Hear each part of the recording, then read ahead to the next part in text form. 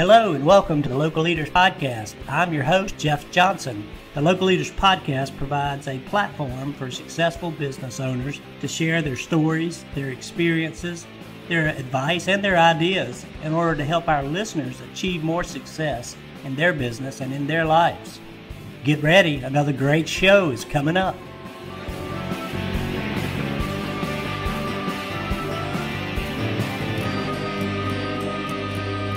Hey, good morning, everyone, and welcome to another episode of the Local Leaders Podcast. I am your host, Jeff Johnson, and we are thrilled to have you with us today, and we're super excited as well to bring to you our special guest for the day from Goodwood Brewing and Spirits. We have I just froze up. We have Mr. Ted Mitzlaff. Did I get Mitzlaff right, Ted? Yes, sir. That's pretty close. Easier to say after about 2 or 3 bourbons. Well, that always makes it easier. And when you got a name like Jeff Johnson, you just don't learn how to say anything else. It's just so plain and simple. But thank you for being here today, Ted. We do appreciate it. Thank you for having me. And, we'd love to kind of share your story with our listeners and kind of give them an opportunity to learn more about Goodwood and what you guys have been doing over in Louisville, Kentucky, and other states that we'll talk about. So if you don't mind, I'll just ask you to kind of tell us all about Goodwood and what it's all about. Okay. Well, it kind of started off as a really small production brewery.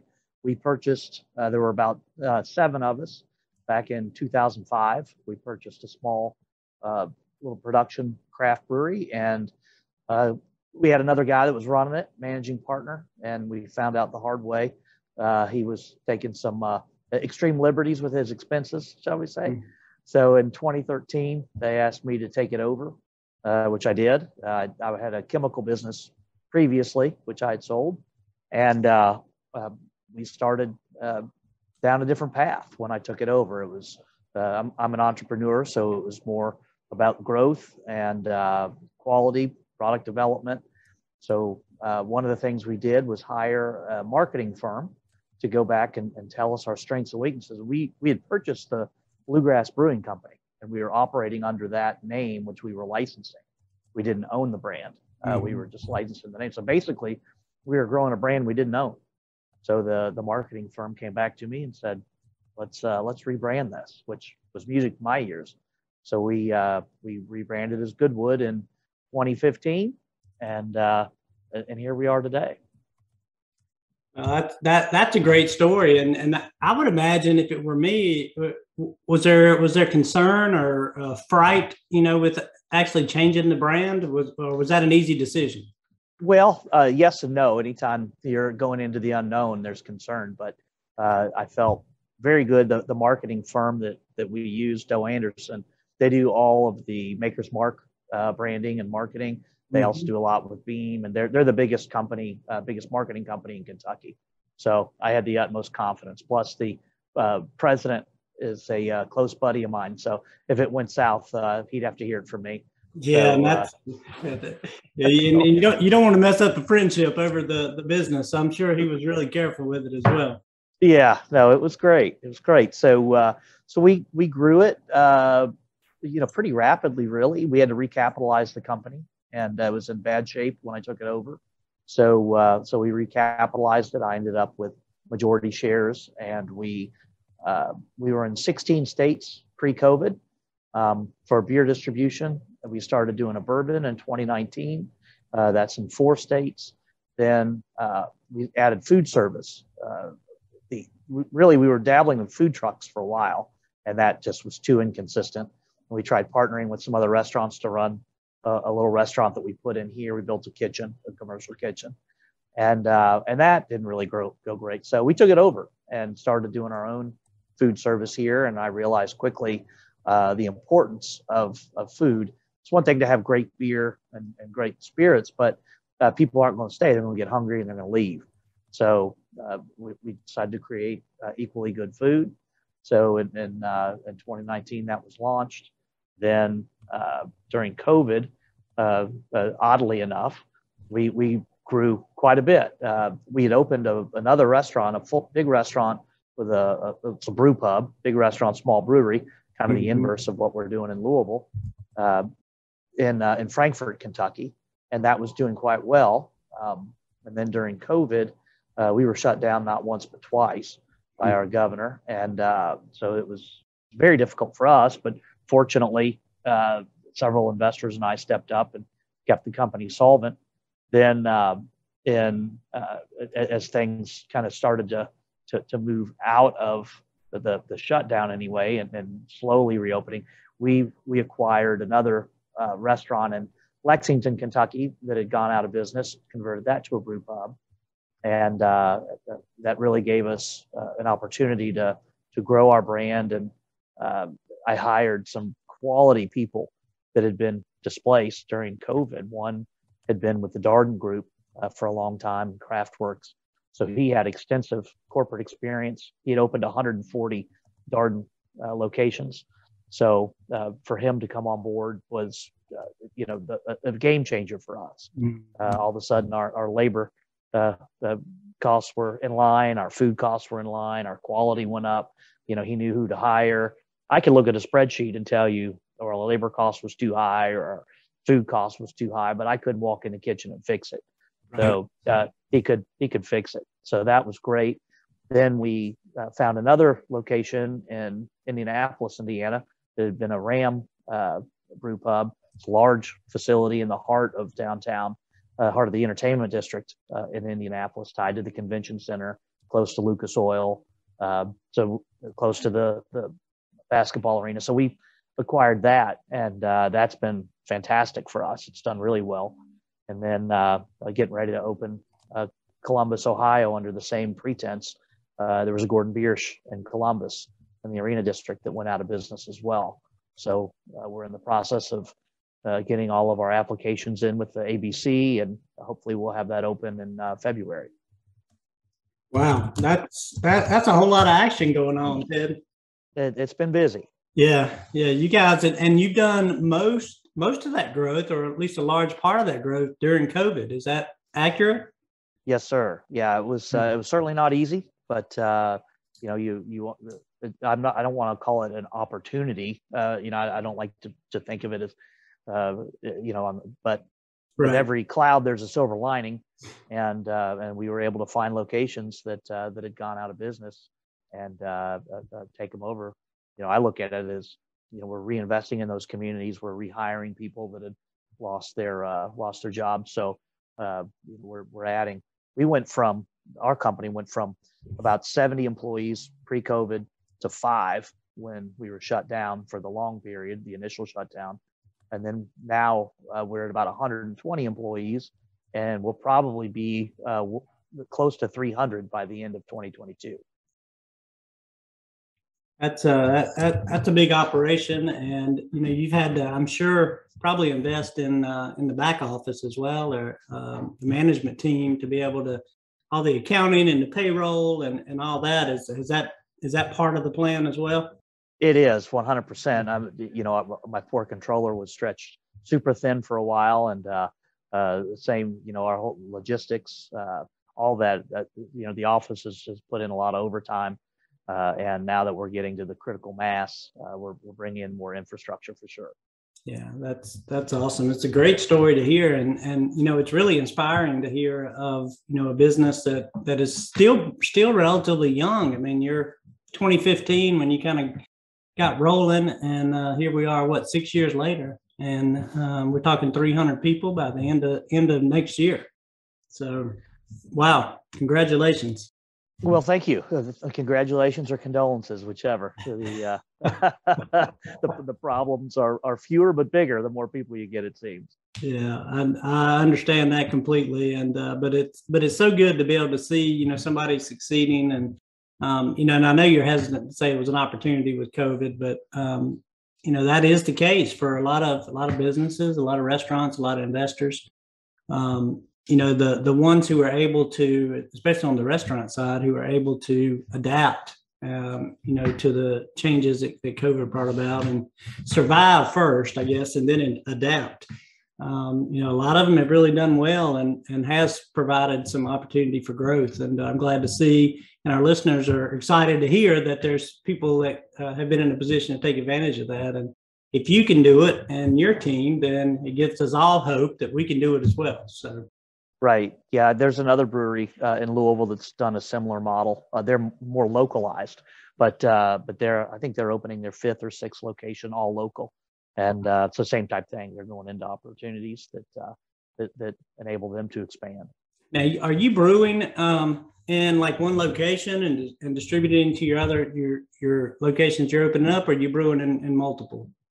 The answer would be yes to both. We have Louisville as our main production facility. So we produce all of our core beers out of Louisville, and then we do a lot of barrel aging out of Louisville. We have a nice barrel aging facility here, and this is our basement. We like consistent temperature, just like a vineyard does. Unlike bourbon, they want hot, cold, hot, cold. We want consistent temperature. So we have a nice setup here for all that program. Then at each one of our locations, we have a smaller brewery system, and that enables the brewer there to be very creative, create all the stuff that the beer nerds like, the super hoppy or the imperial stouts or the fruited beers. So they really have fun with it. We produce seltzers, whatever the market demands. And then we basically do a milk run. We have a cargo van, and we send that thing on the road at least 3 days a week, sometimes 4, and they'll deliver product, pick up product, shuttle product. We have a meeting every Monday. Everyone shares their inventories, and tap managers will at the different restaurants will grab what they can, what they want, and it's really fun. We do a lot of horse trading between the companies. Awesome to hear, and a great setup. It looks like the infrastructure is all in place to continue to be able to scale it up and to grow. And I'm curious, before we jump into some of the challenges that you talked about, some of this has led me to start thinking about the technology side. And how are you outfitting your businesses in terms of technology? Are you doing the whole curbside delivery kind of model in addition to the experience on premise? Yes, sir. Yeah. So we do carry out, we do delivery. We work primarily with DoorDash. We've worked with Uber Eats and other companies as well. As far as on the technology side, we've implemented Toast at all of our locations, which give us kind of a uniform method to charge, to monitor. It tracks all your costs. It's pretty good pretty robust software package. We just switched over all of our accounting to Restaurant 365, which has been a challenge because we've been on QuickBooks forever. We outgrew QuickBooks. So the new program that we implemented, while it took my controller and logistics manager some time to get it implemented, and I have my COO of the restaurants is very he's the guy from the Darden group. He's pretty astute. And then we are fortunate. We have our general manager in Lexington. She's forgotten more about IT than I'll ever know. So she's been instrumental in getting all the programs implemented and training everybody at the different locations as to our expectations and how to operate them. We've integrated the production into that as well. That's one of the challenges. We're essentially a three-legged stool with our production, brewery and distribution, bourbon distribution, and then of course the restaurants. So it's unique that in essence we have three independent companies that all function on the same page as much as we can. Yeah, that is a interesting and complex, type thing to fit together. I mean, although it all goes together, naturally, because you're supplying yourself in a lot of instances in terms of the restaurants, but it is, I'm sure, three different businesses. And the distribution part, were you guys, when you acquired the business, were they distributing prior to that? And have you just grown that piece, or have y'all just built it from scratch? They were distributing in Louisville only. So when we bought it, it was really a small facility. And we had grown it to 3 states. when I took it over, and it was as I mentioned, it was in terrible condition. Right. Unfortunately, my predecessor, we had tapped all of our credit with all of our suppliers. All the fermenters were empty. We basically were dead in the water. So when I took it over, not only did we have to fund it and prime the pump, but I then had to go to our marquee clients like Kroger and beg for them to keep our placements, knowing full well that they weren't going to get beer for at least a month on our core beers, and then several months on the barrel aged products, because it just takes a lot longer. So that first couple of years, every time my phone would ring, I'd have a panic, not knowing who we owed, and the books were a mess. So it was an interesting time for sure. I learned first and foremost, trust but verify. The guy that we had that was running the business, we thought was on the up and up. Turned out not so much. And then make sure that there are transparencies. So I never touch the money as managing partner. My controller oversees that. I have open book to all of our financials. I send out a P&L every month that she generates. We have I give access to all of our checking accounts to all of our investors. So there's really nothing that I'm not willing to share. I want full accountability at my end. Well, I mean, that sounds kind of like the corporate mentality of transparency and all the different checks and balances that you have to have in place to ensure that we don't get ourselves, you don't get in trouble, because exactly. Yeah, I mean, you can mistakenly get yourself in trouble, but you can also create mistrust and all that among your partners. And it sounds like you guys have that set up and well taken care of. In a very astute manner. So again, it's that's a good lesson for all of us: trust but verify, be transparent, keep the money and the power all separated, and everyone with access. So yes, sir. Lessons for all of our listeners out there: if you're not doing some of that, might be a great idea, especially if you've got partners in the business. If they're not demanding it, you demand it yourself. Yeah, the other thing that I've learned is ask a lot of questions from other people that have been successful and read a lot. I'd much rather learn from someone else's mistakes than make them myself. So that it's a lot cheaper that way.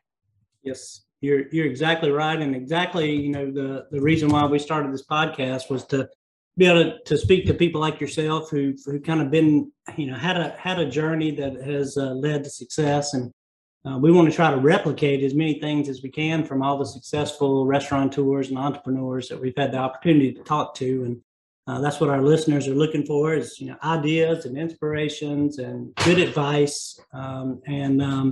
Again, on that inspiration piece, sometimes they just want to know that other people are going through similar challenges, right? Right.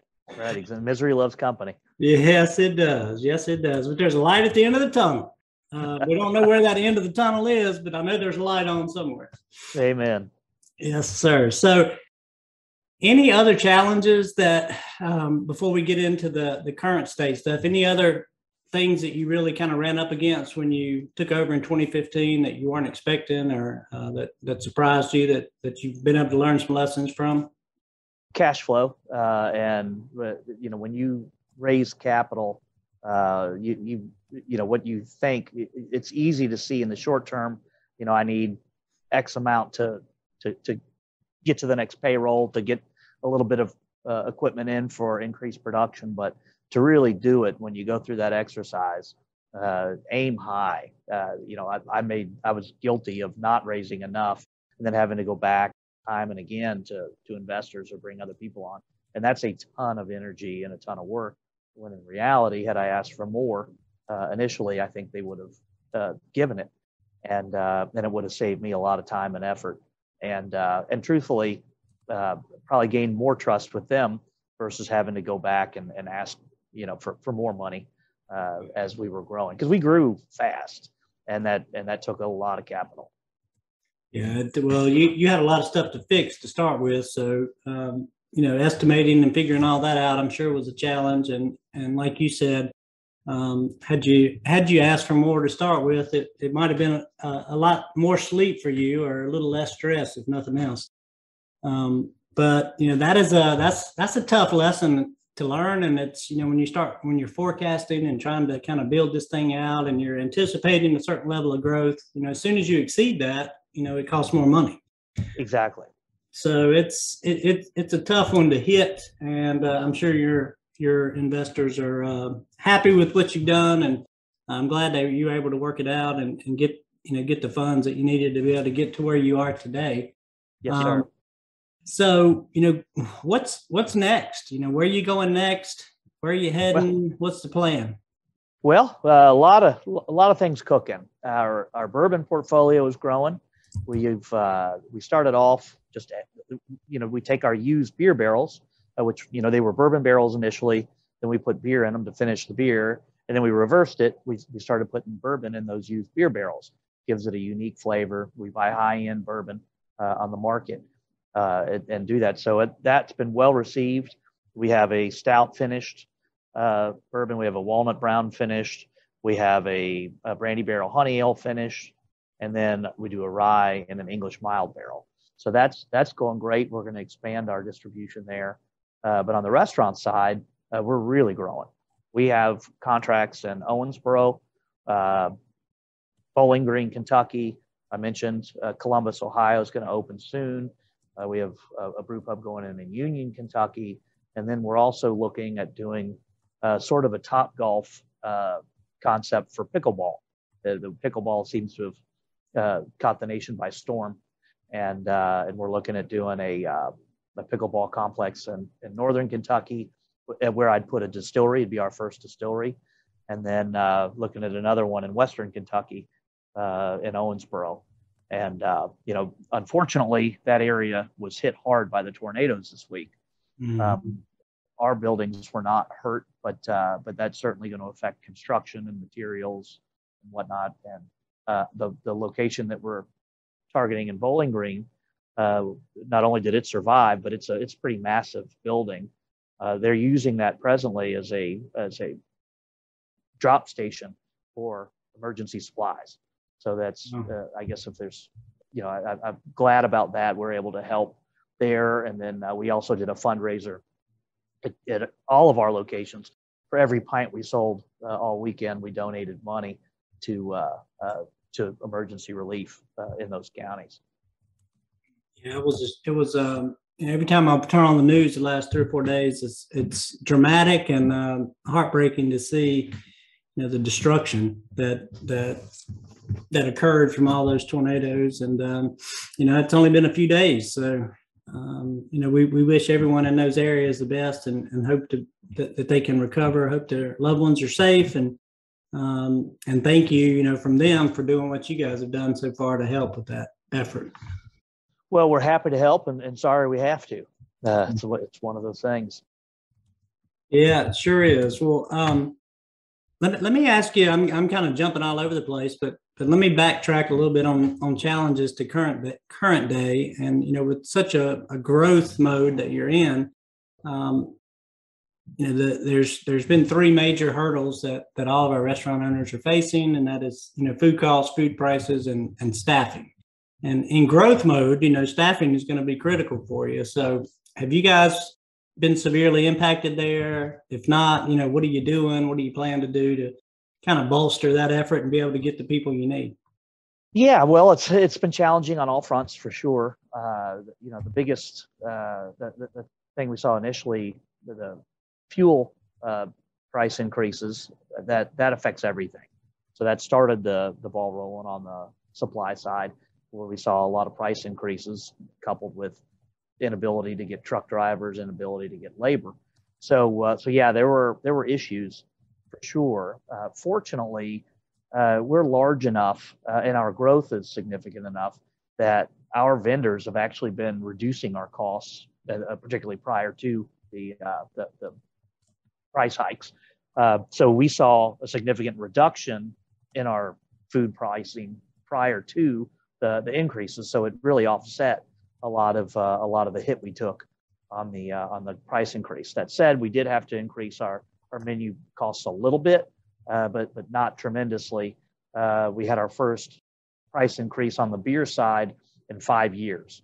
So we've always focused on trying to keep our costs down. But when your cost of cans go up, cost of shipping goes up, and all your raw materials go up, you and your labor, we're paying 50% more in labor in the plant than we used to. So a lot of things caused the price increase. So unfortunately, it's part of doing business in this crazy world, and we've been able to absorb it and pass some of it along. But a lot of it, we were in a position where our margins started to grow right before they shrunk. So right. we kind of used to it. And then on the labor side, fortunately, in some of the markets that we're in, our employees get paid well, not only in the kitchen but in front of the house and the restaurants. So they know they're going to make money working for us. So we haven't had a tremendous difficulty staffing compared to some, but there are certainly challenges. And our restaurant in Indianapolis, because it serves big events, we're right across the street, as I mentioned, from the convention center, which Indianapolis is a tremendous convention town. Then you have the home football games. Anytime the Colts play, we're packed. So we're 4 or 5 blocks from the stadium. So we will actually bring up labor from some of our other locations and put them up in Indianapolis to offset some of that crushing demand that we'll get when they have a big event. Wow. So that's fortunate. We've been able to skirt it so far. Then on the supply side, Cisco is our primary food supplier, and then we have several other creation gardens and several other smaller kind of the higher end food supply. We have conversations with them weekly, at least, about what they're seeing, issues they're having.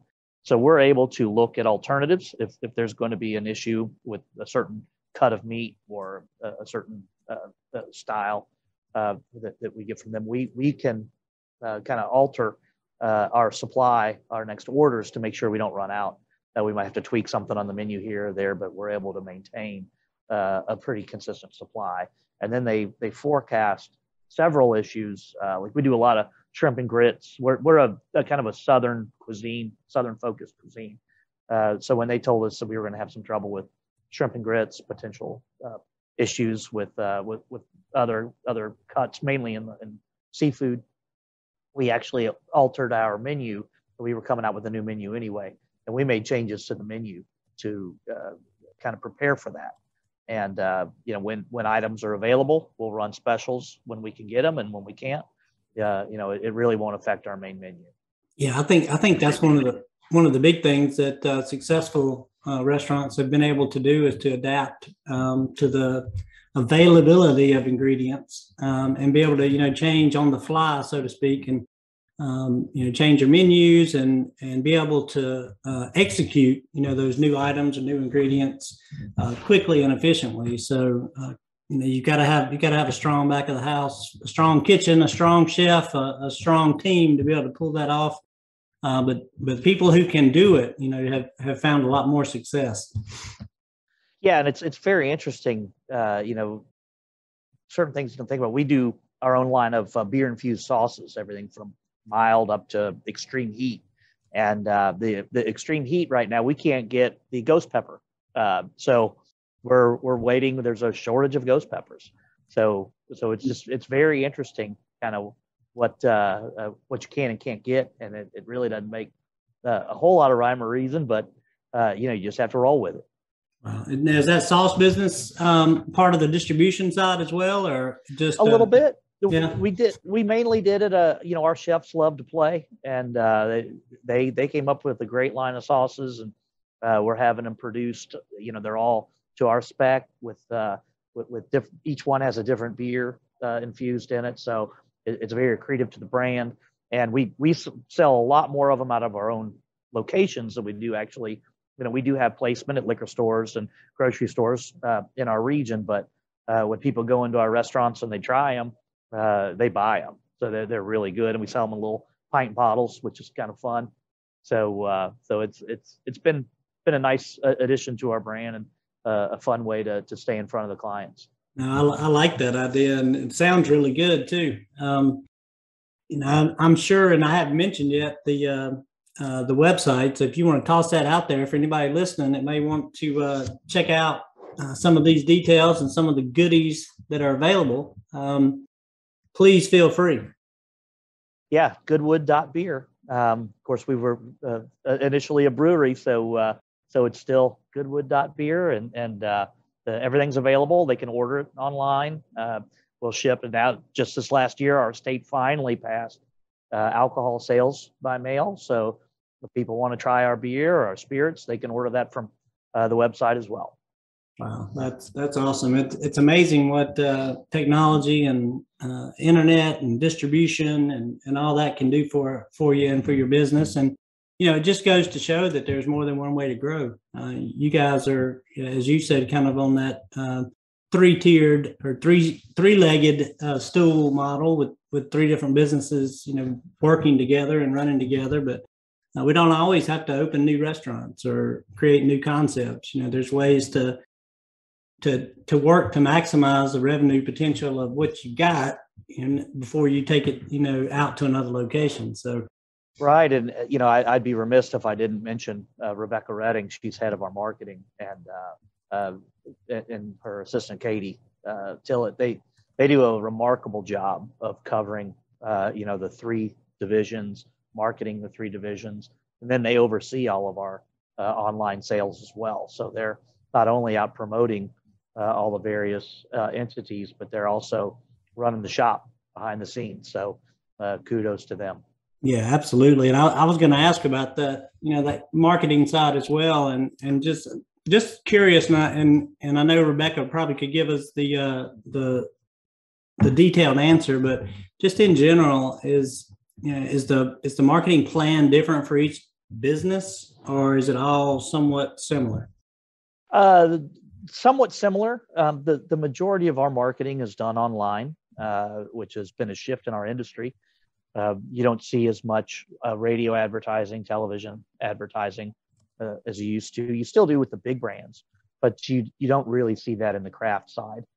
And while we have done some radio advertising and different types of marketing, we sponsor a lot of events.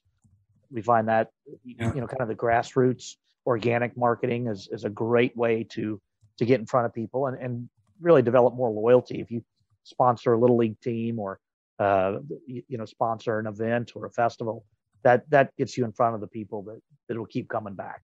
So that's really what we've tried to focus on. And then for social media, that's where everybody seems to get their information now. And it's mind blowing to me when I see how many tens of thousands of people go to our web pages or Google our brand. It's really mind blowing. Yeah, I would imagine that it would be, especially again in such a short period of time, because we're only talking 6-7 years, and to be able to kind of blow it up and to get that reach to such a broad audience, and now you can go and sell all over the U.S. So I'm sure that's going to do nothing but continue to climb. And congratulations to Rebecca and Katie for all the great work they've done. That's right. Yeah. Now get us some more business while y'all are at it, right? Absolutely. Yeah. It never stops. It never stops. But well, thank you for sharing, the some of those ideas and kind of where what you're doing on the marketing side, because a lot of our listeners have kind of moved, as you said, away from traditional marketing and over toward more online social media focused marketing. And we're just not seeing that old school way working anymore. And now the challenge for a lot of independent owners and operators is to get to the point where they can have a Rebecca and a Katie to be able to help them with it. Because it's, if you're operating the business and you're working inside the business day to day, it's really tough to take on that marketing piece. So any advice to those folks who are struggling to really have the time to get on the marketing front? Where would you tell them to kind of put their effort Well, I guess every restaurant is different and different demographic that they're going after, but I would certainly try to ascertain who your clients are and figure out how to reach them. Whether it's an older clientele or if you're trying to attract the younger clients, definitely kind of try to read your market, your demographic, and then seek expertise. Marketing is not my forte. I'm a guy, I make the trains run on time. Yeah. So I'm very, I guess you call it right brained. And I rely heavily on marketing folks because, it's just not my shtick. Yeah. So I think that's one of the hardest things in business when you're going from a smaller business to a larger business is recognizing your blind spots, your shortcomings as a leader, and trying to surround yourself with people that can fill those gaps, and then stretching your staff to the point where you don't want to over tax them, but certainly before you invest a ton, let's use our resources that we have, try to grow the business as much as you can with the staff you have, and then at certain points you hit certain benchmarks, then you can bring on additional help. But it's interesting, and some of our best ideas have come from the most unlikely folks, guys that might be at the might be somebody that's in maintenance, or somebody that is a line cook, or someone in the office might come up with a great marketing idea that that where their expertise might be in finance. So be open to all ideas and try things. That's one thing that we've always done, is enable our management team to try things, to do, see what works in your restaurant, your location, and if it doesn't work, it doesn't work, but don't be afraid to take a risk. Great advice right there. And risk taking is the forte of most entrepreneurs anyway. So, but sometimes, like you said, you got to kind of step back and think about it. And I think the biggest challenge I hear people talk about is that especially the single unit operators who are much involved in the day to day is it's hard to justify the investment on the marketing side, because it's they're not able to just quickly see the return. It's like, right, we're already busy, we can't find people, we don't need any more customers, blah blah blah. And it's a misnomer, because you got to continue to grow. You're gonna lose customers along the way. You got to continue to replace them, continue to be in front of them and be relevant, and find a way to continue to grow, because as you said earlier, if you're not growing, you're dying. And absolutely. And I truly believe that, and encourage all our listeners to find a way to make sure they're staying in front of and being relevant with their customers. So thank you for that. Hey, as we get close to kind of wrapping this thing up, I told you time would go by quickly. Let me just ask you about, I guess, training and development, or maybe leadership development within the organization as you've grown to such a larger level. One of the great benefits you got for staffing and recruiting and things is that you got a lot of opportunity due to your growth. How are you, or what are you guys doing to kind of develop those future leaders of these other new business units that are coming up?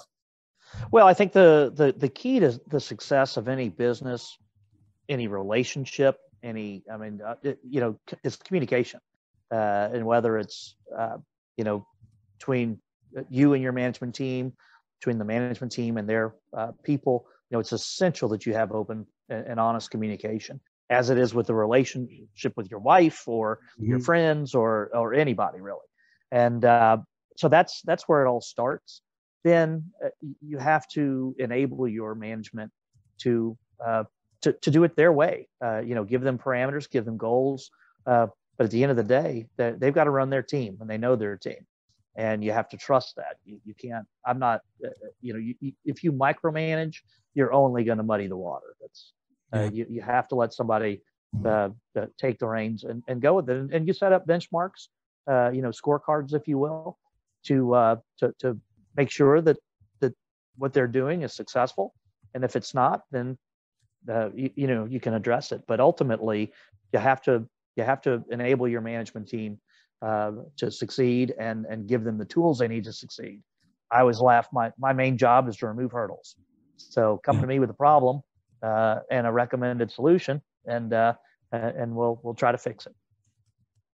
I like that, and you're exactly right, especially from a leadership perspective. As you're trying to lead your team, you're exactly right. Knock down doors and knock down walls, get everything out of the way so that people can be successful.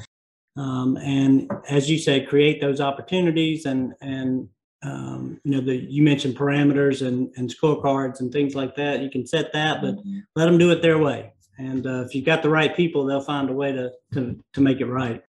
So awesome, man. 100%. Yeah, that's a ton of great advice. I was taking notes as we went. I've got a whole page full of them over here. And I know that our listeners are going to appreciate all the things that you've had to share. Is there anything that I haven't asked you about or that you wanted to mention or talk about? I just want to make sure I give you the opportunity as well. No, we're very excited about the future, and hopefully we'll be in the great state of North Carolina eventually, and a little closer to your home. Yeah, I hope so. And in the meantime, I may have to check out some of those sauces that we were talking about earlier. Yes, sir. Yeah, that sounds amazing, and something that we might be able to pull off a whole lot quicker. Or anybody in the areas in Louisville or all the other areas where Goodwood is. If you're a listener and you're in those areas, be sure to stop in and check these guys out. Let them know you heard about them from the Local Leaders podcast, and bring your friends and have a good time. So that's what it's all about. Fantastic. Well, thank you so much for having Goodwood on the podcast, and keep up the great work. Well, thank you, Ted. We appreciate you being on and sharing with us and spending your time to give us some great advice and counsel. And for all our listeners, I hope you enjoyed our show with Ted from Goodwood, and we appreciate you being here as a listener, and hope you'll support our guests and their businesses that are on the Local Leaders podcast, and we look forward to seeing you on our next episode. Thank you.